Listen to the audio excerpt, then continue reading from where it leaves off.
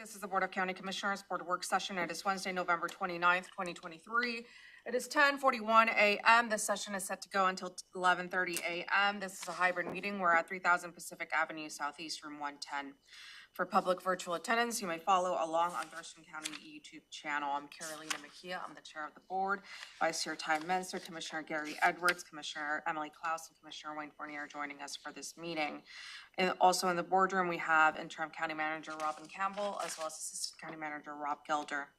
And we have staff from Public Health and Social Services for the treatment, sales tax, TST Community Grant Award recommendation. Passing it to you. All right, thank you. So good morning, everybody. My name is Shaylin Sowers. I am the Behavioral Health Fund Program Manager, also Treatment Sales Tax Program Manager for Thurston County Public Health. And I'm also here with our new TST data analyst, Joel Bremer. As some background to treatment sales tax, TST. TST is a 0.1% sales tax to increase funding for mental health and substance use disorder treatment services and therapeutic courts here in Thurston County. TST funded programs serve individuals with behavioral health and or substance use challenges, including people involved in the justice system, veterans, youth, and families. Programs funded with TST aim to reduce justice involvement, emergency room use, healthcare costs, and public assistance. TST currently funds about 40 programs. As described in the preliminary budget book, final figures for 2022 show that TST revenue was about 8.3 million and expenditures were about 7.9 million, so both higher than ever before. And given that revenues exceeded expenditures, TST fund balance grew modestly. The preliminary budgeted expenses for TST are approximately 11.9 million in 2024 and 12.4 million in 2025. And Nicole's shaking her head, so those are correct. And then I also wanted to give some background on process. So we have the treatment sales tax has an advisory committee and it's made of 9 volunteers appointed by the board. Our current committee has expertise in wraparound services for youth and families, services for veterans, diversion and jail alternatives, behavioral health treatment, and the therapeutic court system. In addition to having lived experience in some of these systems. The primary responsibility of this committee is to make recommendations to the board on how TST funding should be spent. And this involves meeting with every program, looking at historical spending, and reviewing program performance data. A portion of TST funding is allocated to Thurston County offices and departments through the county's biennial budget system, or process, And every 1 to 2 years, Thurston County Public Health and Social Services issues a community grant request for proposals, RFP, for TST funding, which is the topic of our briefing today. Community grant funding is intended to maintain, enhance, and create innovative local services and programs in the community. And this is one-time funding with no promise of future funding. The application for community grant proposals for the funding period of January 2024 through December 2025 was released on October 11th. And this funding opportunity was published in the Olympian, on the Thurston County website, and forwarded widely via stakeholder lists. The application closed on November 1st, and we received 24 applications, the most that TST has ever received before. Historically, a review panel of advisory committee members and also subject matter experts have been convened to review and score the applications. And so in addition to the committee members, DUI Drug Court Program Manager Sabrina Craig, Resource Hub Program Manager Nate Block, and Chief Operating Officer for the Thurston Mason Behavioral Health Administrative Services Organization, also known as the ASO, Joe Avalos, were the subject matter experts on the panel this year. In terms of how they scored the proposals, they scored them in the following areas. So importance to community. So how are they addressing any gaps in the behavioral health system or serving underserved populations? Equity, the project is accessible to persons with disabilities, supports vulnerable and historically disadvantaged populations. And project design, so clearly defined scope and service model, evidence-based promising practices, partnerships for collective impact are in place, performance metrics, so demonstratable impacts that can be measured timely and accurately, cost effectiveness, agency capacity, and those are all the areas that they scored them in, and they all added up to 100 points. So the review panel reviewed each of these applications and their scores were aggregated by TST staff. On November 17th, the panel was presented the median score of each proposal for discussion on funding recommendations. With the preliminary amount of $300,000 available for community grants in 2024 and 2025, the committee prioritized proposals for programs and/or services that address gaps in life-saving services to the most vulnerable and highly acute populations in Thurston County.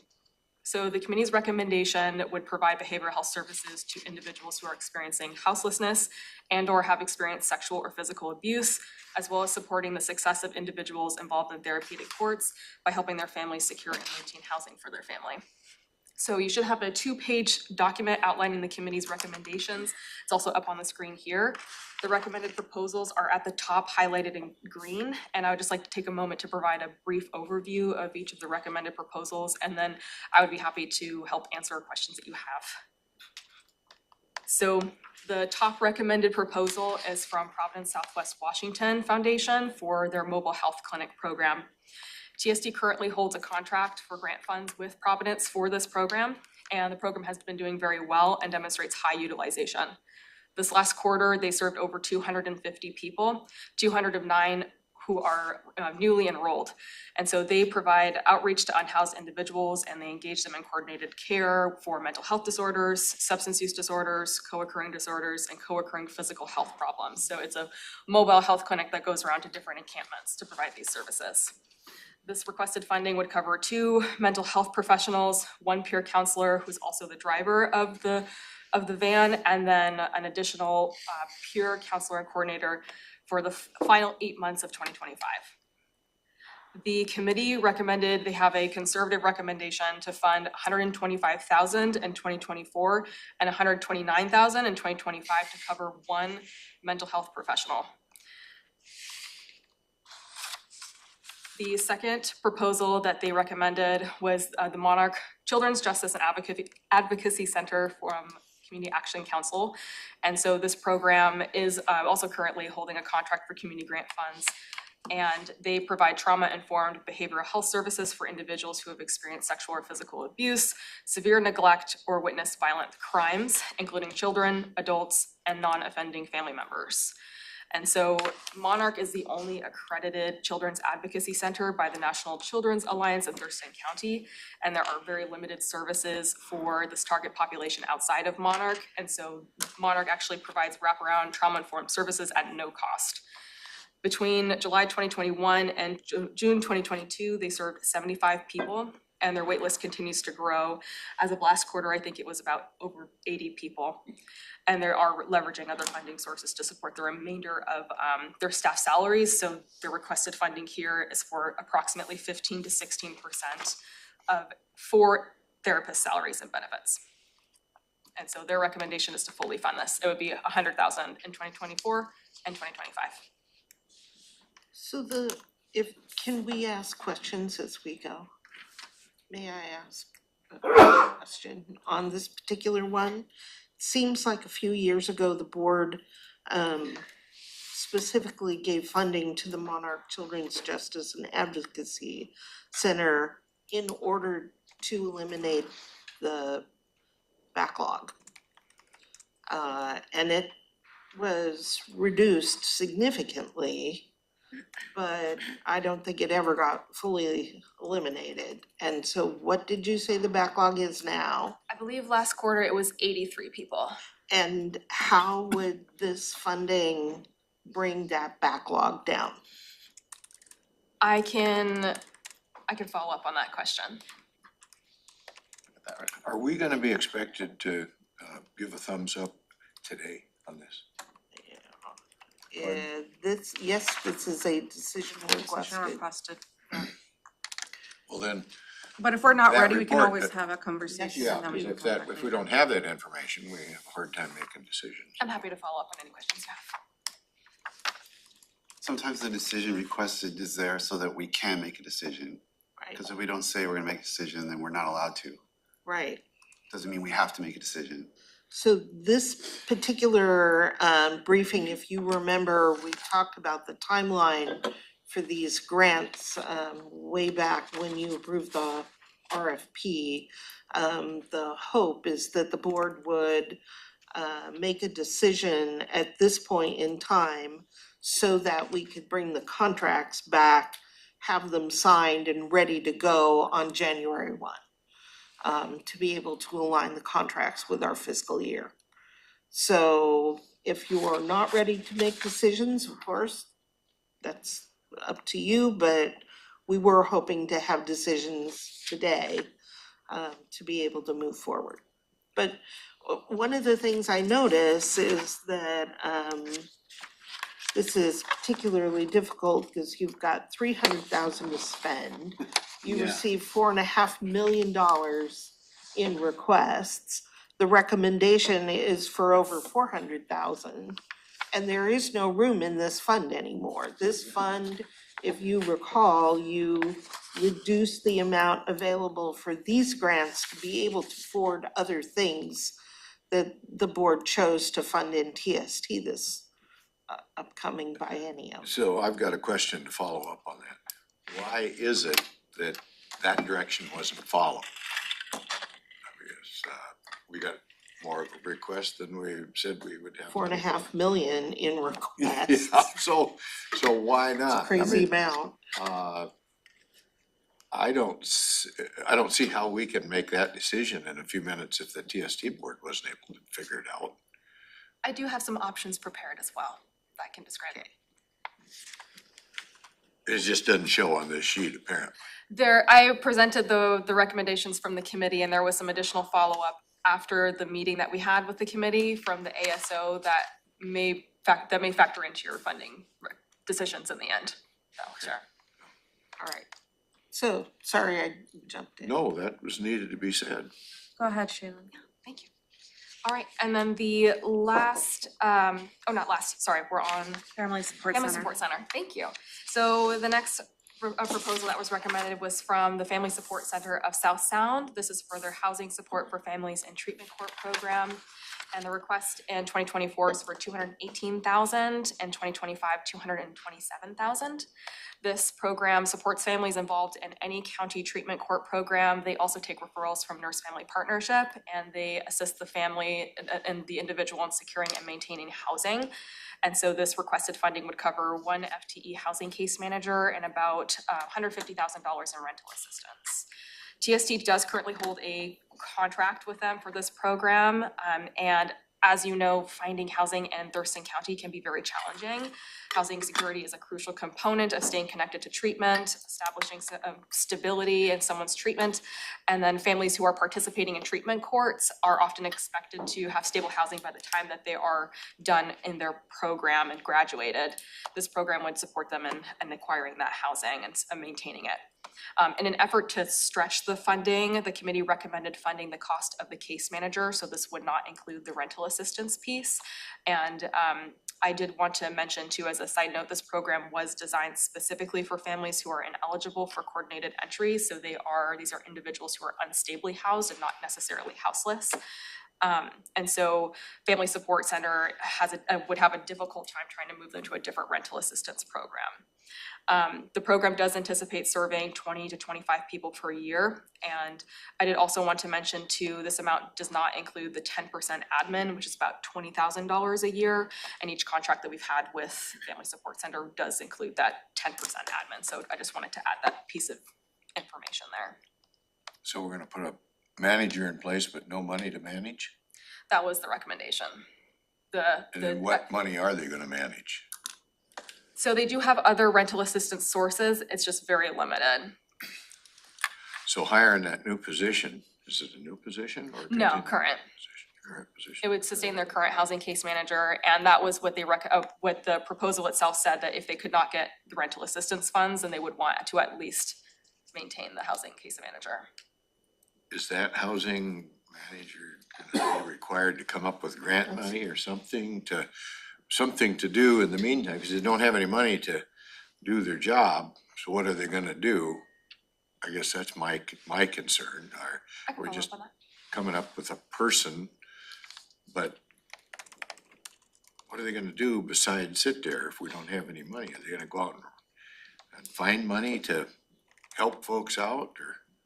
There's really no reason to put the person in the position if we don't know if they've got have any money to do anything.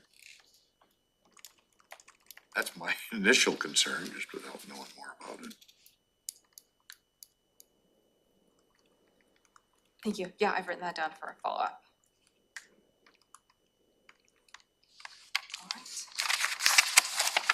And then the last recommended request is from Catholic Community Services, and this is for their adult behavioral health program. This would be a new program that they'd be establishing, and TSD currently does not hold a contract with CCS for this program, but they have received TSD funding in the past. This program would provide individual and group therapy, peer support, and psychiatric medication to adults in downtown Olympia. And as some background to them, so Catholic Community Services has applied for a behavioral health agency, BHA licensure with the state. And so once they do become a licensed BHA, managed care organizations, so MCOs, should be able to take on more fiscal responsibility of the program and sustaining it through, primarily through Medicaid reimbursements. And so after, this is the portion where we have follow-up from the ASO saying that they would be able to support this request from CCS if there's, instead of the TSD community grant. So this requested funding is about $157,000 in 2024, and in 2025, $91,000. And the committee recommended only funding the staffing, office rental, and there's a subcontract for telepsychiatry medicine, and they didn't want to fund that. And so they recommended $116,000 in 2024 and $64,000 in 2025.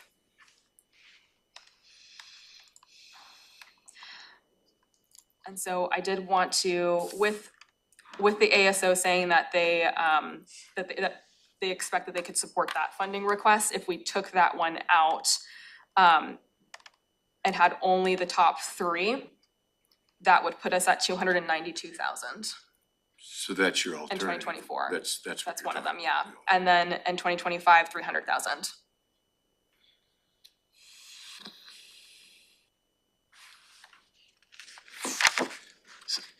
Looking at, can I- Go ahead and looking ask at the the, question. looking at the rankings, there's some that are not recommended, that scored higher than ones that are recommended. Yeah, so I think, I'm glad that you pointed that out. So this has been a difficult time, especially for trying to, with the 300,000, and of course, we had many requests that were great. The committee would have been like, yes, let's fund many of these, because they're great services, they're greatly needed in the community, but they did want to prioritize life-saving services. So for example, if we're talking about NAMI's request for a mental health peer resource navigator, they thought that was a great request. It was just that they wanted to prioritize the higher impact It just life-saving wasn't services. reflected in the scoring.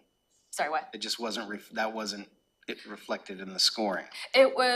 So they rated this, they provided their scoring before having the discussion. And so once they came to a discussion and then they knew that there was $300,000 available.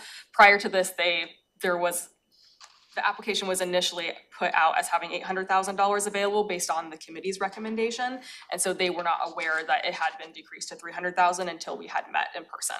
And so that changed their perspective on wanting to triage the funds. Okay, and then you had mentioned that the cap on the funds being made available, there was a decision that was made here? Can you? Right, as tell part of the Emily Ann about budget. that? So the TST fund, which has been rather robust in the past, is now fully committed, and we expect will be spent in the next few years. The board has they have appropriated more than the revenue would normally allow because it's got a huge reversion rate.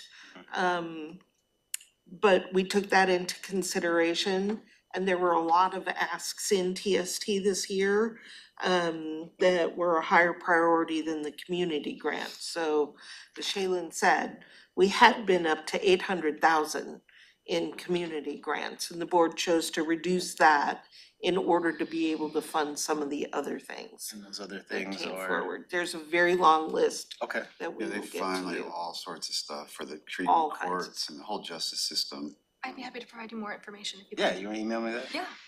And then Gary's gonna say, can you email that to all of us? Robin, can you also, Nicole says she's, go I've ahead. got some of the requests that were approved if you'd like to hear that. yeah, but the reason why we landed on 300,000 is because historically, Yeah. we've given way less than this, and we've kind of been expanding over the But years. trying to through spend the this. money. Because we were trying to get down that fund balance, but as we saw with many of our other funds this year, treatment sales tax went down, the revenue was flat as well, and we just didn't have that availability that we had in the past. So this was one of the areas where we had to kind of cut down on. Right, and one of the things that you may have heard Shaylin say in her opening remarks is that this money is intended to be one time, and there is no guarantee that any program or service will be funded again. And in the early days of doing this, it was actually intended as seed money to get some community programs up and running to the point where they could stand on their own, which makes it extremely interesting that the top three items are all ongoing rather than new and innovative programs coming forward. I think what the committee was focusing on a lot too, though, was the life-saving services piece. And yes, they also considered wanting the seed money and getting folks set up as a new program, and that's why they included CCS in their top recommendations, but also considering the input from the ASO saying that they could help support that request. Just wanted to make sure that that was out there. So I want to make sure that I understood your recommendation. Was it not for the top three and it would cut that one out?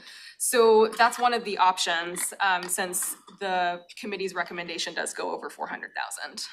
And since the ASO expects that they would be able to support CCS's request.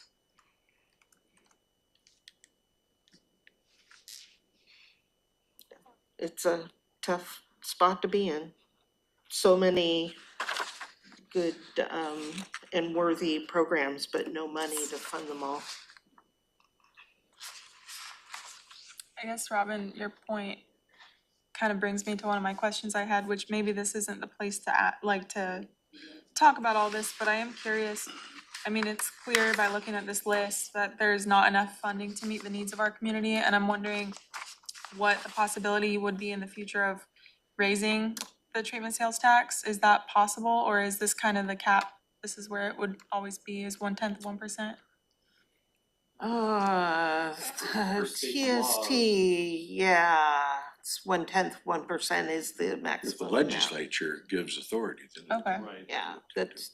Well, there are 1/10 taxes where 1%. you can go up to like say 0.3, but you chose to go point, I think that's your question, is So this a that law was- where we could go back to the I voters for more, and you're believe saying that- no? 1/10, 1% is the maximum on TST. We'll double check that, but I think it is. Okay. I also had another question. What are our options in terms of looking, and I know there are a ton here and we don't have time to go over them, but I'm particularly curious about the Interfaith Works proposal. And I'm wondering what the likelihood would be of the board entertaining anything that's not in the top four. We've done it before, it's totally up to us. Okay, because when you mention life-saving services, I personally, I'm sure a lot of us are familiar with what Interfaith does, but I'm really, really familiar with these two programs that are listed here with Unity Commons and Sergio's.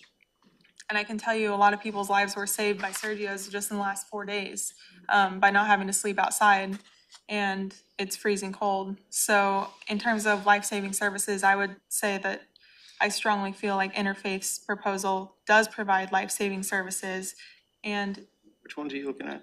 it's Interfaith Works, it's the fourth one on the not recommended list. Okay.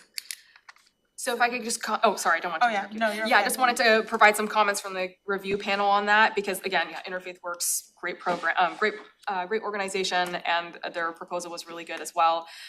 They were comparing the scope of this program to the Thurston County Housing and Homeless Prevention's right-of-way efforts, and weren't sure if there was going to be any sort of overlap. Of course, we don't want different programs that are to step on each other's toes or be doing duplicative work. And so as far as what the review panel was discussing, Interfaith Works navigation team has been focused more on shelter guests due to capacity. And the proposal does specify that services would be provided at Interfaith Works, Unity Commons, and Sergio Service Center, like you just described. There are also other organizations such as OLIMAP, so Olympia Mutual Aid Partners, that are helping connect individuals to resources and encampments, similar to what the proposal was describing. And we were also looking in the budget narrative itself, it didn't necessarily specify the cost of both requested positions. They wanted a guest support navigator and a mental health engagement specialist, and so we just weren't entirely certain of what those exact costs would be. So just some comments from them. Thank you. Yeah. Is now like the time that a decision is requested, so if I have more thoughts on this, should I share them now or kind of try to keep things moving? You can go ahead and share them now, and then, unless someone else has questions at this point, or Shaylin, do you have anything else to add? Nothing else to add, just that we're thankful for your time and your consideration of the recommendations. Any additional questions?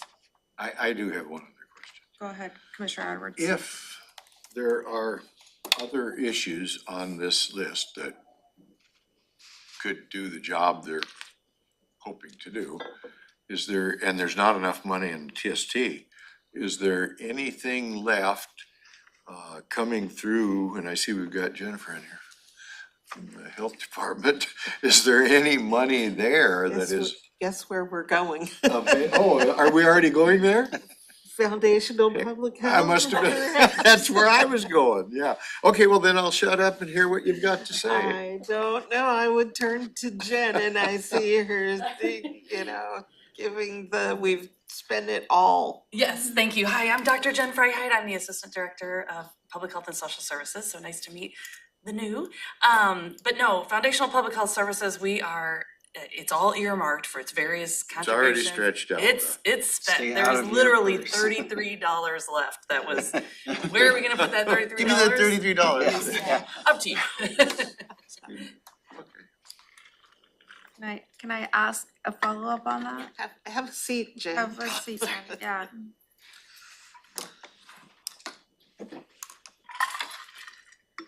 So going back to foundational public health, a lot of the requests were positions that were requested.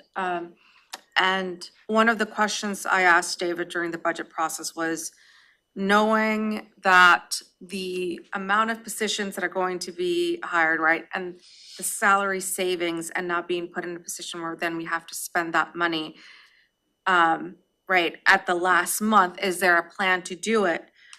Could some of that funding, knowing that it's very specifically earmarked in specific buckets, because of how it's set up, could some of that funding be used later on, maybe as a plan B, to kind of help these programs? I would have to double check the contract language, but my guess is probably not, because that FPHS money is set for building the foundation of public health departments. So largely that is a personnel thing. To then give that to an outside community entity is not helping build the foundational public health base that it was earmarked for. But I will double check. Con money is for services, so what we really need Separately. is an analysis on spending and how much the money Absolutely. is gonna be left with current spending trends. Yep. So that's something that I think in January, we can have Jennifer start to work with Corinne to look at. But even if we have something left, it kind of comes with strings and can only be utilized. It can only be used for certain right? things, but we can see if there's anything available that can be spent on behavioral health. Okay. Seeing that there are no more questions, Commissioner Klaus, you said you had some suggestions, some recommendations. Go ahead. Yes, I had a couple additional comments on the Interfaith Works piece. You mentioned that the committee that reviewed these applications really wanted to prioritize life-saving services, and I think that's a great reason to prioritize these applications in the order that they did. And you also mentioned that one of the looks like the primary expense here for Interfaith is a guest support staff person, and I just wanted to kind of give a little bit of insight on my own work in human services in our community. A lot of the program participants that these organizations work with have unfortunately inadvertently been traumatized by the programs that are supposed to help them. And a strong guest support staff person would probably, in many cases, be the first impression of that agency for people who are walking through the door. And that in and of itself is, you know, directly correlated to the life-saving services that they want to provide. Without a strong first impression, a lot of people will just turn around and never look back and not come back to the facility. So I wanted to mention that. And then in terms of your point on duplicative services, and you mentioned OliMap, another great organization. Unfortunately, a lot of these community-based organizations are siloed off and they're not working together to improve and maintain the continuity of care that people need when bouncing from one place to another. And so because we have so many unmet needs, I wouldn't consider a lot of these things to be duplicative at all. I would say if there are other organizations working in tandem with anyone on this list, that's probably highly valuable and necessary to continue these services in a meaningful way. So I just kind of wanted to throw those thoughts out there. I would really strongly support the board entertaining the idea of maybe considering Interfaith Works for at least partial funding. Thanks. Thank you. Commissioner Klaus, if we were to fund all or part of Interfaith Works, if the board were to do that, what of the top 4 items would you recommend taking off? I would recommend taking off Catholic Community Services, and I wrote down a couple thoughts on why that is. We've already done that, haven't we? Taken that off already? I think we To fit in the Considered. 300,000. It's the top 3, it's the top 3 now. Yeah, you're down to the top 3. And we're still over, right? And, no, we come out If with you one. partially fund, I'm assuming that your recommendation is the numbers in the comments. Correct. So the Providence item would be funded at 125 in year 1 and 129 in year 2. Community Action Council would be 100,000 each year. And then the Family Support Center would be 67,000 in year 1 and 71,000 in year 2, and that gets us just to 300,000. Yeah, 299 or something. Yeah, 292 in 2024 and 300 in 2025. Right. So Yeah, so I would go along with that recommendation if we were looking at these top 4 to just take off Catholic Community Services, and I won't go into the reasons why, if that's where we're at with that one. I mean, that's definitely a really, really tough question because these are great proposals from the sounds of it. I would say if I had to make a decision on what to cut from if we were to look at interfaith, I would say maybe cutting some from the Providence recommendation, not all of it. I think that's a great number 1 recommendation. But I would recommend maybe cutting from that if we had to choose. I don't know, on dollar amount, I would maybe leave that to somebody who has more of an understanding on the fiscal pieces of this particular proposal. And then, I mean, that's kind of what I see initially that I would be interested in cutting from if we had to. So following up on your point, Robin, you had mentioned, you were asking some questions about Monarch, and my mind, I think, was sort of wandering when you were asking that question. You were saying something about funding being to address a backlog, and you were also made the point about ongoing I mean, Monarch obviously has to be funded by other places. This is not gonna fund that whole program, so I'm wondering about this in terms of the philosophy of, ongoing versus seed money versus what you said about a backlog. Can you kind of go back to that? So where I was going, I guess, was just throwing information out. Monarch in particular, the board at the time was very concerned about the backlog. And put funding toward that specifically. They were specifically told that if they were to fund X much, it would eliminate the backlog, and that never happened. It came down, I think, quite a bit, but it never actually went away. But the funding continues, and it has continued now. Can you tell us, Shaylin, how many years Monarch has received the TST funding? So they received funding back in 2021, and so their current, let me see. It was before 21 that Yeah. it began, though. Yeah, they got I funding. wanna say like 6 years. Yeah, it was. Just taking a look through my I think files it's here. ever since Give me a I've been moment. here. I've been here since. I think so too. That's So 2018. 2018 at least. And then there was a brief period where they did not receive funding, and then they received funding again in 2021. Has there been dialogue with these organizations on the proposals that the committee is making? Like sometimes, like Gary was saying, like, well, now you're funding a position that doesn't have anything to manage.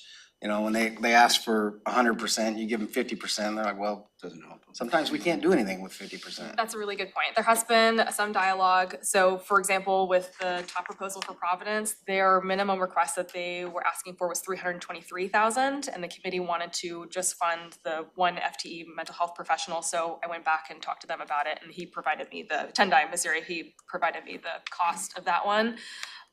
There wasn't any dialogue for the Monarch one, because that one's just the baseline of their request, and that's what they recommended. For Family Support Center, there was dialogue on that one as well. And again, I think the difficult piece, which Gary has already brought up, is the rental assistance. If they were only to get funding for the one case manager. So the amounts for Providence and for the Family Support Center Fund and FTE, anything less than this amount, then they would need to decide either how to fund a full FTE or go with less than an FTE. Yeah. Which, as we know, is difficult to fill. Madam Chair, I saw you had your hand up, so I don't wanna jump in. Oh, I did not. Go ahead. I guess I just wanna point out that I think this is the exposure of reality that we're faced with quite a bit on some gut-wrenching decisions, because we know certain ones are gonna get funded and certain ones aren't. And we ask a lot of our TST committee members, and they put a lot of effort into going through everything here. And although I know we each have preferences that we really push for, and we've made adjustments, but I don't know, I hate to make major shifts, and it's kind of discouraging to those folks I talk to the folks once in a while, and when we just throw everything out and do something else, they've put a lot of effort into it over a long period of time. So that's my only concern. We oftentimes see things, gosh, why can't we do this? Or there isn't enough money to do that. They're bad, they're bum situations, but on the other hand, we don't want to discourage these very credible people in the community that are stepping forward to. I can't hardly imagine if that was just one of the things that we had to go over as a group and figure this out, ourselves. Anyway, I just throw that out, that we should consider that. And these committee meetings. I'm kind of the open tough public. love kind of guy, that we're stuck in certain situations. And It's open to public comment and open for people from the public to join in. Oftentimes there isn't many people. If you know of people that want to serve on the board and things like that, Yeah, so I'm right there with Commissioner Edwards. My proposal is going to be to move with the top three. There's a lot of other ones that I would absolutely love to fund, but with 300,000, I just don't see how we can do it. But like, I just, there are some of them that we funded that it's really hard for me to look at and just see that we're not gonna fund, which I feel like really covers the meaning of treatment sales tax, right? Like why we're doing this, and you know, it's, You only can allow so many people in the lifeboat or sink. like, And we're right on yeah. the water line now. But just knowing what goes into reading each of these grants, rating them, and then having those hard discussions afterwards, I'm kind of on the same page as Commissioner Edwards and going with the top three. And then seeing if another lifeboat comes along. I mean, you know, it's a little I mean, we've done this, and like, we've had a list that was like 8. Yeah. And Yes. then like, we could really grapple with that and we moved things up, but like, I'm overwhelmed by this, I'll just tell you, I've never seen a list like this. And I know almost every single one of these organizations, and I will say the treatment sales tax group, like, committee is like one of our best, most high functioning, like, you know, really, just really high quality work product they put out. So in light of that, I'm a little daunted to even try to make adjustment and to what the work they did, because once I start moving pieces, there's no end to it for me. These are all good proposals. So I think I'm probably with Commissioner Mejia and Edward.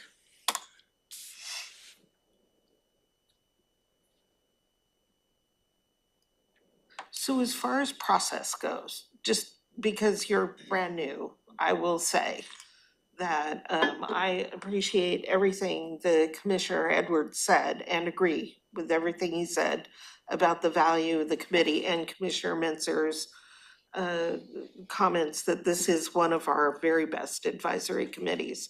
But I think that your question about can we move things up, you absolutely can, if you can get an agreement from your seatmates.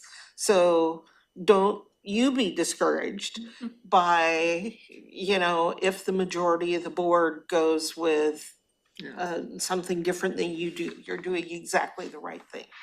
Thank you. I think I'll just say one more thing, because it sounds like,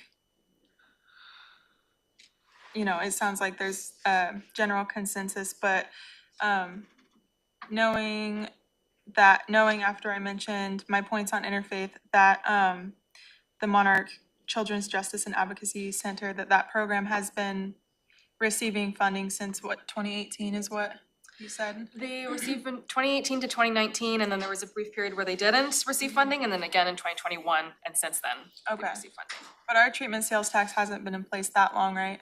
It's been in place since 2008. For community grants, it started out as $250,000 that was Okay. available for Okay. this one-time funding. Okay.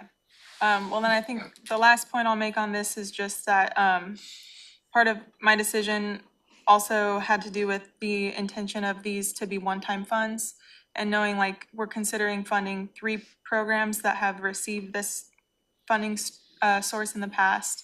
I would, you know, really love to see us truly fund something that would be new, and possibly consider taking out the Community Action Council. But I also understand that the TST committee is doing really, really hard work. When I saw that this would be coming before us today, I also reached out to a couple of the committee members, and I understand how difficult this decision was, and I really empathize with them on that.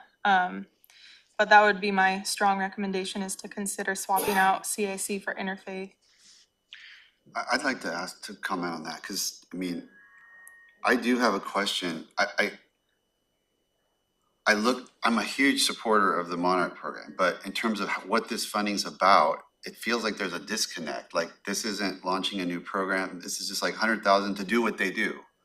And they've been doing it for a really long time, and they're gonna keep doing what they do. This isn't like, oh, we have this time-limited problem to clear a backlog, we're gonna launch this new initiative. Like, I'm not really understanding how this connects and why this was such a highly scored proposal from the committee. Can you say anything about that? Like why this one? This just doesn't seem to really fit this funding source as well as some of these others. Yeah, and so I guess from my understanding, and it sounds like Robin's already described that as well, as how the funding source for community grants specifically started out as like seed money. My understanding too, and the committee too, as well as, yes, that having money to get a organization or a program started up is one of the priorities. It also is to sustain certain programs as well. The programs that have been doing really well have high impacts, and the committee really focused on life-saving, high-impact programs that they know work well. And This is a life-saving, that fits into that category? If I could Yeah. just jump in, they were forced to make the tough decision of deciding injury and death. Yeah. You know, preventing injury and death was what we mean by life-saving. It was a triage of crisis.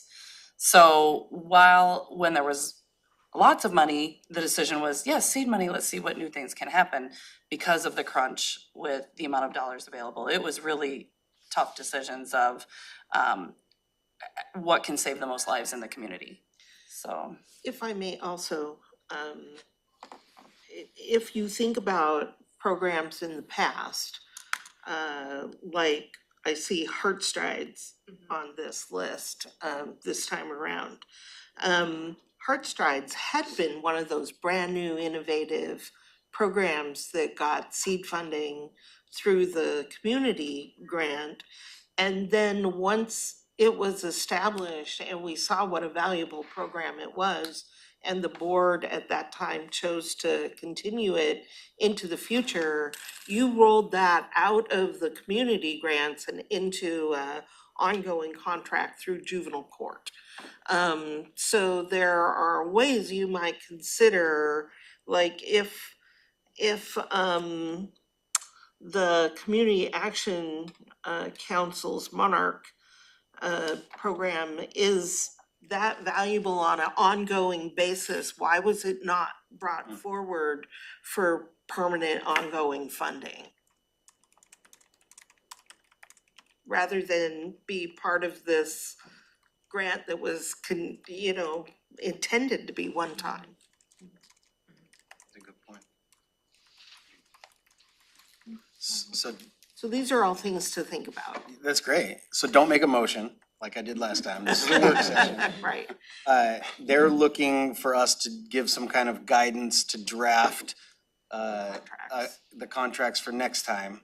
And I'm just like playing, and it Process. seemed like there Let's was talk process, yeah, there was a majority of the commission that was saying, we like these recommendations, but then we've got Commissioner Klaus that would like to make some tweaks. So if the commission, I'm just thinking out loud, if the commission directs them to draft these contracts, it comes in a commission meeting, in which case Commissioner Klaus could make a motion to change things, or she could spend the next week working with some staff to make some tweaks and have her own individual recommendation or motion that she could make during that actual business meeting, right? She could, the motion that would most likely come before you, if the board gave direction, would be actual contracts.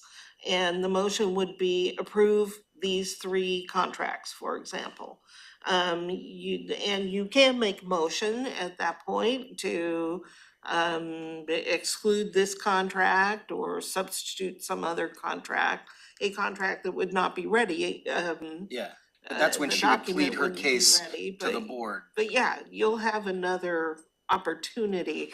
The culture in Thurston County has been that the board comes to some consensus and guidance during the work sessions and agenda setting, so that when you get to a Tuesday afternoon meeting, it's pretty much, it's not just pro forma. Yeah. And you But- can still change things, but Emily it's- wants to compete in the she world of certainly ideas can. here. That's how she would go about that? Is Yes, that, that could be a culture change for the county as we move to 5 commissioners. that's when it gets fun. Yeah. Yeah, but you usually, in Things the get county, delayed. again, the culture has been that you hash all that out in work sessions. So Okay. if you're not ready to give guidance today, then you might suggest that Commissioner Klaus has an opportunity to work with staff on an alternate proposal, and we come back to another work session. And what's the timeline on completing this?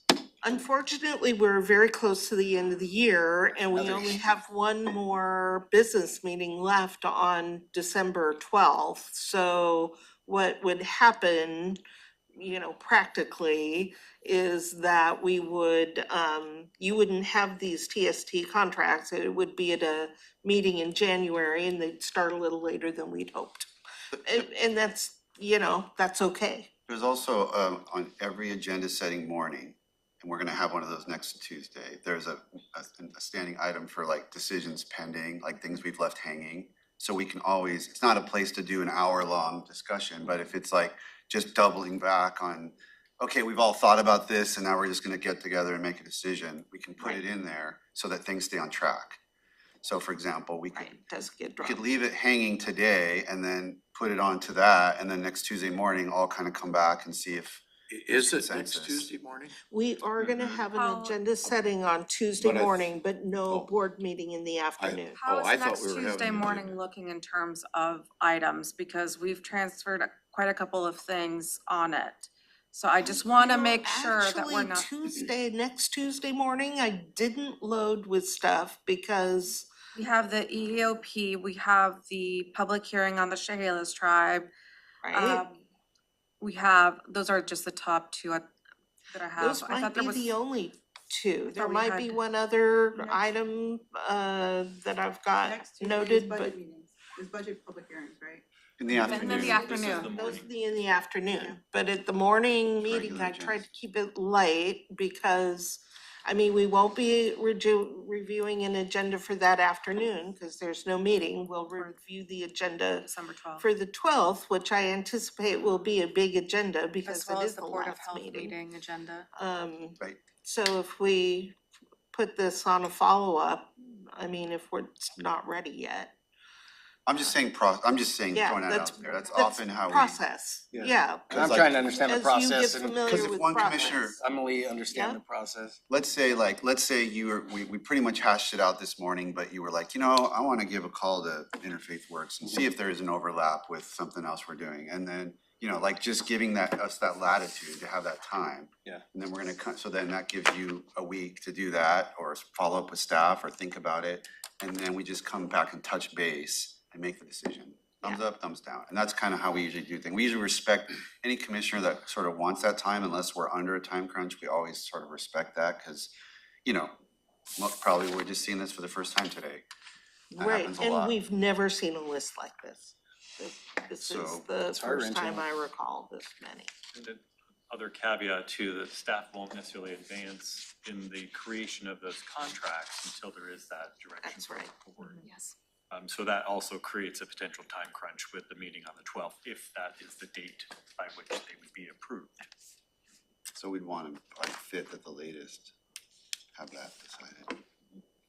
Or we Or it spills over. do potentially. contracts until January. We knew that this was an ambitious timeline. But if we give thumbs up to follow the recommendation, that doesn't negate Emily's ability or Commissioner Klaus's ability to continue to advocate for an alternative. No, it does not. Absolutely true. That's what I'm trying. Yeah, absolutely. Yeah. We try to work it out in advance, Right. sometimes it doesn't happen. We know there's And- gonna be a split vote. The train keeps going while you're trying to Exactly, and rebuild it. sometimes it's gonna be a split vote. Want to do a time check? It is 11:34. So with that, I still keep my recommendation to just follow the top three from That's, CST. that's where I'm at. I gotta do it. I just,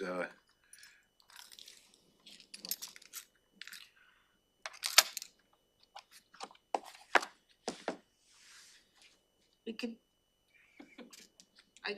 Commissioner Mezger, Commissioner Fournier, Commissioner Klaus? Oh, I'm still where I'm at with swapping out. she'd like a little Okay. more time. I don't need more time, that's my decision. Ah, Thank you, though, Robin. Okay, Move forward with the recommendation, and I look forward to talking with Commissioner Klaus and You know, that's the nice thing with having five you can do. We Yeah. could never do that. With three, we were never able to leave this room. Hey, what do you think about, what, could we do this or that? So that's gonna be a benefit of having. absolutely. You have to watch out for serial meetings. I know, we still have to watch it, but it's gonna be a benefit. It will I think, be. and I think the public will have the benefit of that as time goes on. We'll Okay. do better legislation. Commissioner Mensah. I'm leaning Commissioner Klaus's way, but this looks like you have 3 votes for the recommendation, so. Okay, All right, so we'll move forward with the recommendation unless something changes. Okay, Thank you. 11, thank you. It's 11:36, we were adjourned.